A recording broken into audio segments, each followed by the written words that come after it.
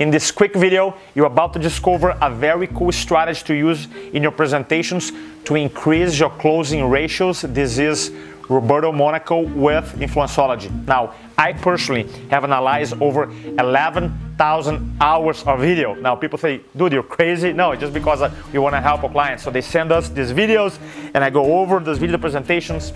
Now, before they became our clients, I noticed a pattern that most presenters out there, maybe you are doing this right now, maybe someone you know, when they start presenting, they don't set the right frames in the beginning of the presentation. That's why they have a hard time closing or enrolling or getting commitment in the end of the presentation. Now, I learned many years ago from Michael Hall that the person who sets the frame wins the game. So if you want to win the game, meaning that if you want a lot of people to say yes to you in the end of your talk, you want to set up the right frames or context in the beginning of the presentation. Now, in our event, Influence for the Front, we cover at least 6 frames that you have to set up.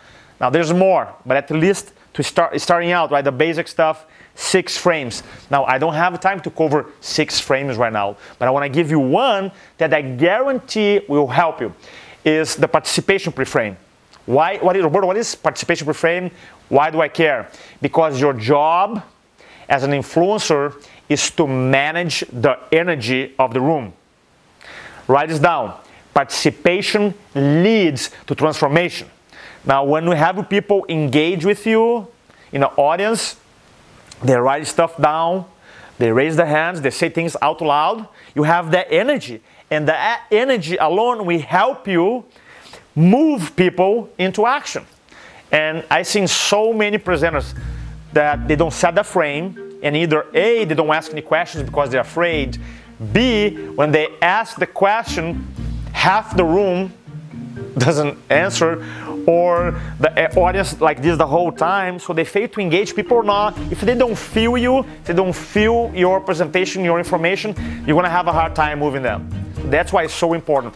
I had a client actually, before they become a client, sending me a tape, and the tape said, don't ask me any questions, because he was afraid that someone's gonna ask a question he didn't know, or is gonna lose his train of thought. No. You wanna set up the right frame in the beginning of your talk. That way, you can always manage the energy of the room. Super important if you're doing a type of speaking that you wanna get some type of action in the end of your talk. Now, Roberto, how do you do that? Now, in our classes, we teach different frames. There's so many different ways that you can do that. And I want to make sure this video is short here, but here's one of the frames that I use.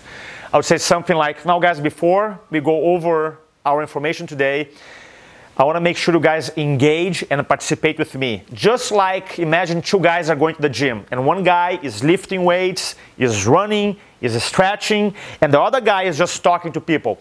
Now, who do you think is going to get the best physical results? People say, well, the second guy. And then I go, the guy who's engaged through, like, yes, of course. And you go, the same rule applies here.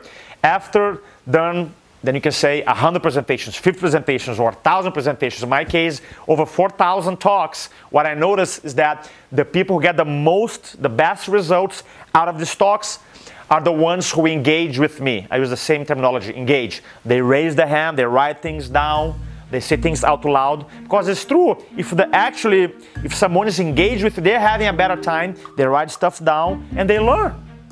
Because if you're here for half an hour, 20 minutes, you won't learn. But if you're saying things out loud, if you raise your hand, if you're writing things down, if you're sharing, then you engage throughout the whole talk.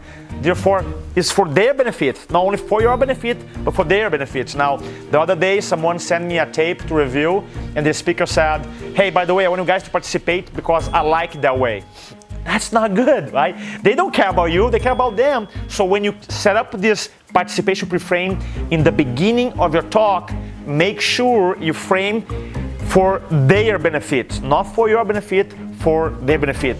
And ultimately, it is for their benefit, because when I go to talks, I don't want to be just like here, I want to be writing stuff down, I want to raise my hand, I want to say things with energy because I want to be part of the presentation. So you want to set up the participation pre-frame in the beginning of your talk. There's so many different ways you can do it. I just share with you today I call the gym analogy participation pre-frame. I hope you enjoyed this video, and if you want to learn more about how to use your message, communication, influence, if you want to do presentations to help more people make more money and communicate your purpose, just go to www.InfluenceOlogy.com. Again, www.InfluenceOlogy.com, and I'll talk to you soon. And if you're watching this video on YouTube, just subscribe to our channel so that you don't miss our next video. Bye-bye.